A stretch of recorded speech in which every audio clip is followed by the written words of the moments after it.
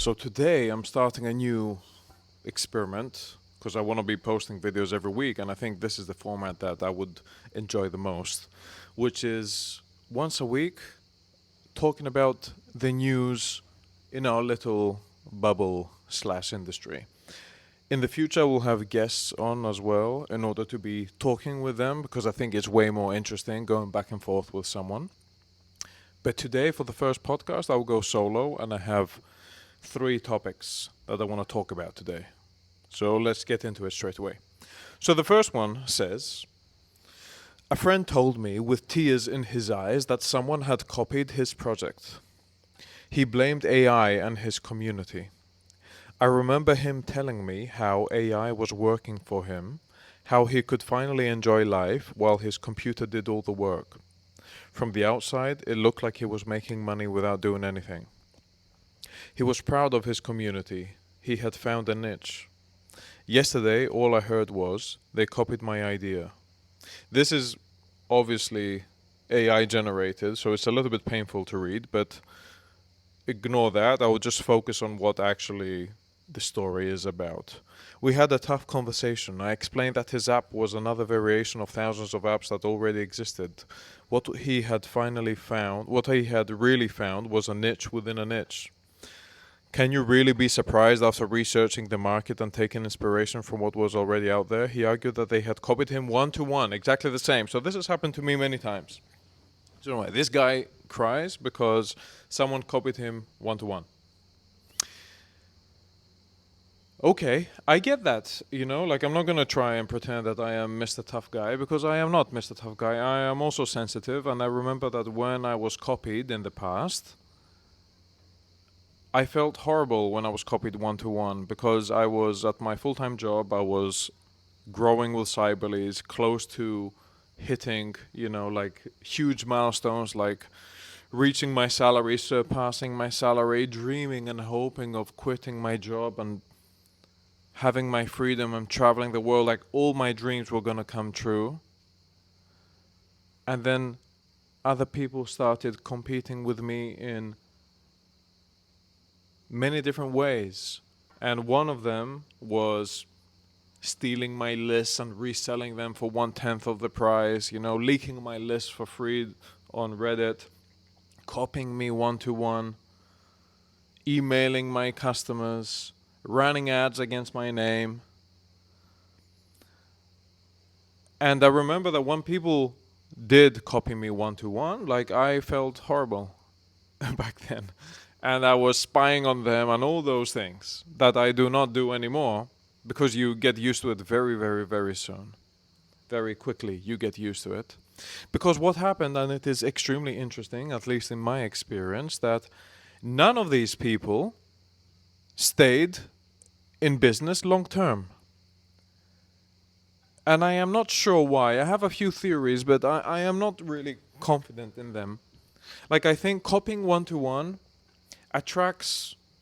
is almost like a filter, and it attracts like more or less two types of people in my mind. I could be wrong, but I feel like it's either complete beginners that are gonna copy you one to one, which you shouldn't be afraid of, or way more experienced people.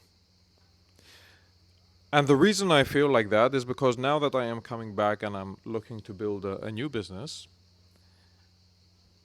I would tentatively, and maybe I am not in that category, but hopefully I am, but I would place myself into the more experienced category than the beginner.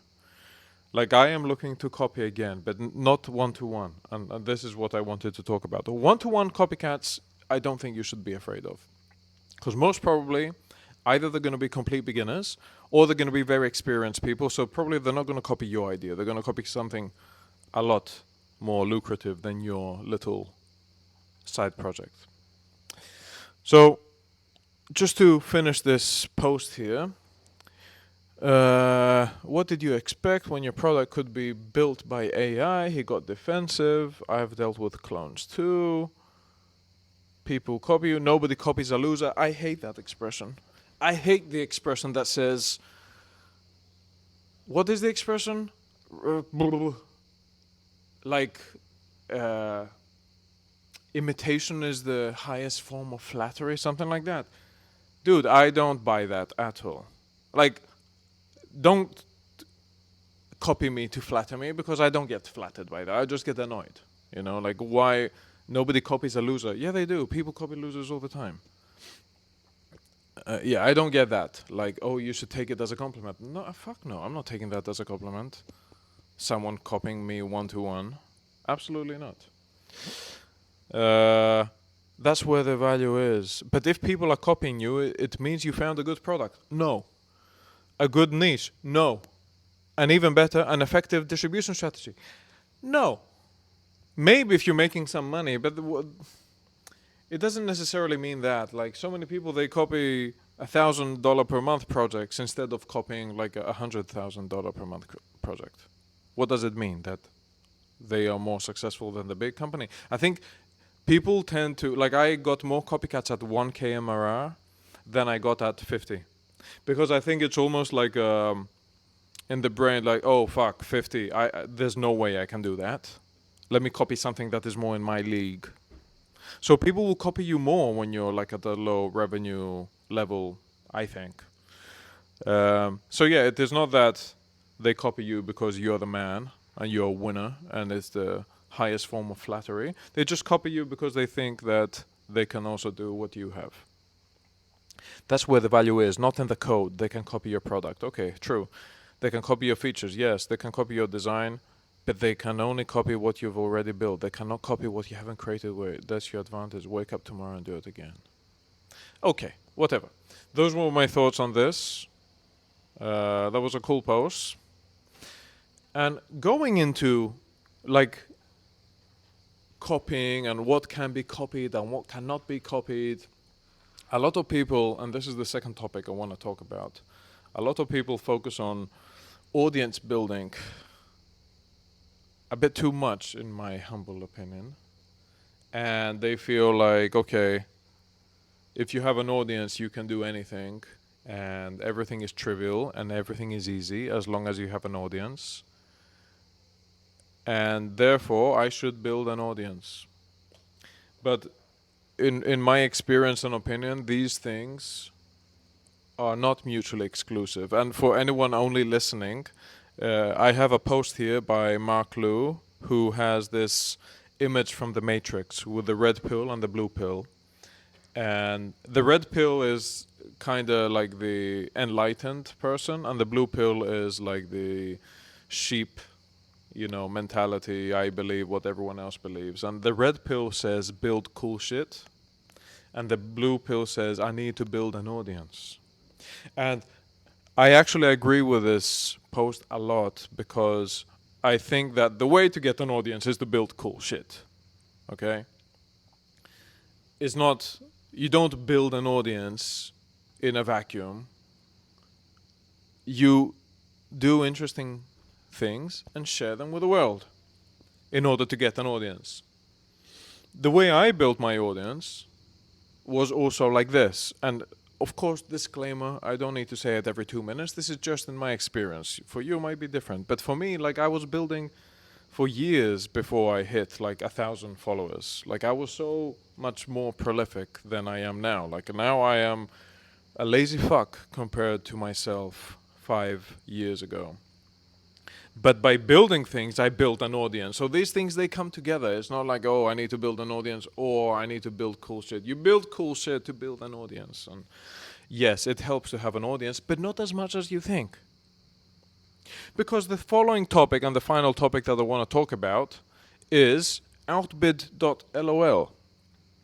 That went, or .lol, I don't know. Like in Greek we say .lol. So I would just say like outbid.lol. But outbid.lol, and a lot of I see a lot of people bitching and moaning and complaining about this, but I love this idea for the reason that it reminds me of the early internet, which I was a bit too young to experience, but I got some glimpses of it when I was a teenager, and a lot of things on the internet were for fun.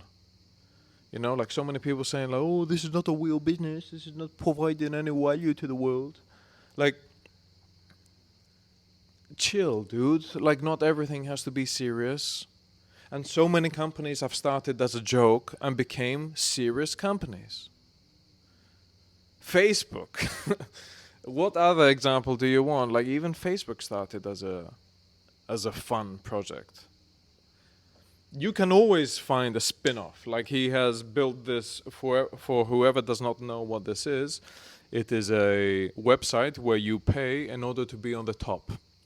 Okay, so it starts $1, so you can be in the number one spot, and then someone else might come and bid $5 and they'll be on the number one spot. And the point is that he got so much traffic that companies were like, okay, I'm going to pay $1,000 to be on the top because I'm going to get so much traffic to my website and make that money back. And this is not new, by the way. Like, variations of this have existed for decades, but it took off for whatever reason. And this is another reminder that you cannot predict what is going to work, and not everything has to be serious, including this stupid little podcast. Do I see a way that this will make money directly or even indirectly? No. But does it matter? No. I want to be playful and experimental. That is how I found Cyberleads too. I did not expect it to take off. And I would assume that Jonathan here did not expect either this to take off the way it did. He made more than $100,000 in like a couple of days. So yeah, talking about audience as well, as we were talking before, like, everyone was like, yeah, he had an audience, blah, blah, blah. Man, he has 20k followers, and trust me, 20k followers does not mean necessarily that everything you post takes off. If it's shit, no one cares. I have 45,000 followers, and if it's shit, I will get 10 likes. But if it's good, it can go viral. Like, okay, yes, it does help, but to an extent, it does not mean that anything you build takes off. So, congrats to Jonathan. I love what he has built. Maybe he can find some spin-off. It could be the most boring shit, like I don't know, a service where he helps companies build viral products and he charges 5 to 10k for that, or a launch. Boom. He might be making crazy money straight away. So don't knock it down because he still has not found something extra to harness all this attention that he has. He could turn this into a business. Like, it could happen. It might not be easy, but it could happen. Not everything has to start so serious. So these were the topics for today. Next week I'm going to be with a guest. And yeah, I hope you enjoy this. And let me know also in the comments if you want anyone specific to be a guest. Love you. Peace.